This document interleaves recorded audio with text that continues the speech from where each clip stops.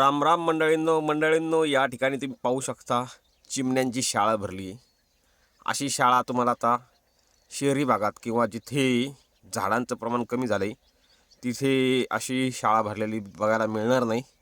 ही चिमण्यांची शाळा सकाळचे 7 वाजले आहेत, रामप्रहार झाला आहे आणि ह्या रामप्रहारी ही शाळा भरलेली दिसते.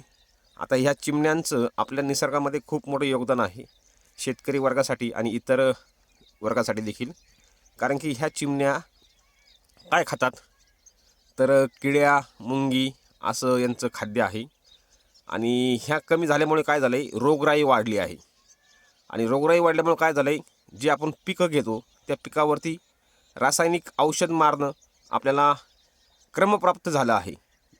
जर ह्या चिमण्या कमी झाल्या नसत्या तर त्यांनी तुमच्या पिकावरील आळ्या असतील, कीटक असतील, मुंग्या असतील, ह्या खाल्ल्या असत्या आणि रोग कमी पडले असते पिकावरती आणि त्यामुळे आपल्याला वेगवेगळे औषधं वापरायची गरज पडली नसती. परंतु कुठेतरी यांचं प्रमाण कमी झालं आहे. याचं कारण काय तर झाडांचं प्रमाण कमी झालं आहे आणि झाडांचं प्रमाण कमी झाल्यामुळे त्यांचा आश्रय कमी झाला आणि ह्या सर्व गोष्टी या ठिकाणी कारणीभूत ठरल्या आहेत. त्यामुळे झाडे हे लावणं खूप गरजेचं आहे येणाऱ्या काळासाठी. आपण जिथे उभं राहिलो ते परिसर आहे आमच्या मामाच्या गावचा, आजोबांच्या गावचा आणि ह्या मंदिराच्या आजूबाजूला इतके झाडं होते. आता एकही झाड या ठिकाणी पाहायला मिळत नाही आहे. आता हे एक झाड आहे कोणतं तरी, काय त्या फळाचं नाव मला माहीत नाही.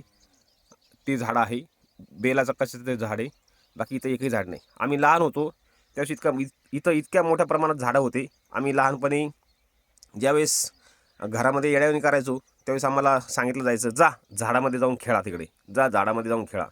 म्हणजे झाडामध्ये जाऊन खेळा म्हणजे इथे खूप झाडं होते. तर ते झाडं तुटल्यामुळे हे म्हणजे इथेच तुटलेत असं नाही, प्रत्येक ठिकाणी लोकांनी स्वार्थापायी झाडे तोडलीत आणि निसर्गाचा ऱ्हास केला आहे. त्यामुळे जास्तीत जास्त झाडे लावण्याचा प्रयत्न करा, जेणेकरून निसर्गाचा समतोल राखला जाईल आणि आपलं जे आयुष्य आपण रासायनिक खत औषधं याच्यावरती जगतोय ते कमी होईल. वेळ लागेल परंतु नक्कीच कमी होईल. हा व्हिडिओ जास्तीत जास्त शेअर करा, जेणेकरून लोक झाडं लावण्यास प्रवृत्त होतील आणि आपले चॅनल सबस्क्राईब करायला विसरू नका. धन्यवाद.